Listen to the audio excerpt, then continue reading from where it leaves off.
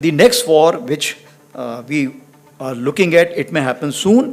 ভারতে টানা ১১ বছর ক্ষমতায় থেকে যখন সবচেয়ে কঠিন চ্যালেঞ্জের মুখোমুখি নরেন্দ্র মোদীর শাসন, ঠিক তখনই যুদ্ধের হুঁশিয়ারি এলো ভারতীয় সেনাপ্রধানের কাছ থেকে।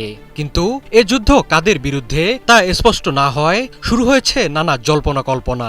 দুই প্রতিবেশী বাংলাদেশ ও পাকিস্তানকে নিয়েও স্বস্তিতে নেই Bharat. The next war which we are looking at, it may happen soon. And we have to prepare accordingly, as already been brought out by director. দেশের ভেতরে বাইরে মোদীকে ঘিরে ধরেছে নানামুখী চাপ। অতিরিক্ত শুল্ক চাপিয়ে মোদীকে চরম বেকায়দায় ফেলে দিয়েছেন ডোনাল্ড ট্রাম্প। এরই মধ্যে মোদীকে ভোটচোর ডাকতে শুরু করেছেন তার নিজ দেশের মানুষরাই। সব মিলিয়ে নড়তে শুরু করেছে নরেন্দ্র মোদীর গদি। এমন পরিস্থিতিতে ক্ষমতা টিকিয়ে রাখতে যুদ্ধকেই বেছে নেন আগ্রাসী শাসকরা। ইসরায়েলের প্রধানমন্ত্রী বেনিয়ামিন নেতানিয়াহু মধ্যপ্রাচ্যে যেমনটি করছেন, ভারতেও মিলতে শুরু করেছে সেরকম আভাস।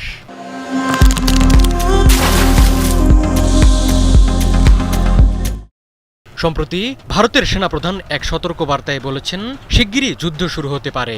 দেশটির সশস্ত্র বাহিনীর পাশাপাশি সাধারণ জনগণ এবং বেসামরিক প্রতিষ্ঠানগুলোকে যুদ্ধের প্রস্তুতি নিতে বলেছেন ভারতীয় সেনাপ্রধান। উপমহাদেশে নতুন যুদ্ধের আভাস হয়তো আগেভাগেই টের পেয়েছে পাকিস্তান। তাই তো পাক সেনাপ্রধান আসিম মুনির দিয়ে রেখেছেন হুঁশিয়ারি। তিনি বলেছেন, পাকিস্তানের অস্তিত্ব হুমকির মুখোমুখি হলে পুরো বিশ্বের অর্ধেক ধসিয়ে দেওয়া হবে, এরপর নিজেরা ধ্বংস হবে। মূলত পারমাণবিক যুদ্ধের হুমকি দিয়েছেন তিনি। এই অঞ্চলে অস্থিরতার জন্য ভারতকে দায়ী করেছেন পাক সেনাপ্রধান। তিনি অভিযোগ করে বলেছেন, নিজেদের সীমানার বাইরে সন্ত্রাসী কার্যকলাপে ভারতের গোয়েন্দা সংস্থা রর সংশ্লিষ্টতা বিশ্বব্যাপী গুরুতর উদ্বেগের কারণ হয়ে দাঁড়িয়েছে। Whatever form of warfare is applied against us, our retribution will be sharp and painful. Asim মুনিরের হুঙ্কারের পর আলোচনায় এসেছে ভারতের সেনাপ্রধান উপেন্দ্র দ্বিবেদীর সপ্তাহখানেক আগের এক সতর্ক বার্তা। গত ৪ আগস্ট আইআইটি মাদ্রাজে এক বক্তব্যে ভারতীয় সেনাপ্রধান বলেন, ভারত যে পরবর্তী যুদ্ধের জন্য প্রস্তুত হচ্ছে সেটি ধারণার চেয়েও আগে শুরু হতে পারে। এটি হবে বড় ধরনের সংঘাত। ভারতীয় সেনাপ্রধানের ধারণা, আগামী সংঘাতে শত্রুপক্ষ কোনো একক দেশ হবে না, বরং অন্য কোনো দেশ সহায়তা করবে। মূলত এটি ভারতের দুশ্চিন্তার কারণ। তাই সবাইকে সাবধান থাকতে বলেছেন উপেন্দ্র দ্বিবেদী। সম্ভাব্য যুদ্ধের জন্য সবাইকে প্রস্তুত থাকার তাগিদ দিয়েছেন ভারতীয় সেনাপ্রধান। তিনি বলেন, এই লড়াইয়ে সবাইকে একসঙ্গে লড়তে হবে।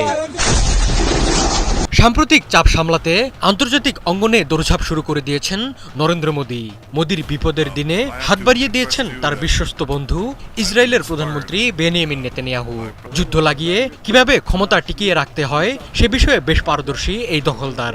নেতানিয়াহুর তরিকা উপমহাদেশে কতটা খাটে সেটাই এখন দেখার বিষয়।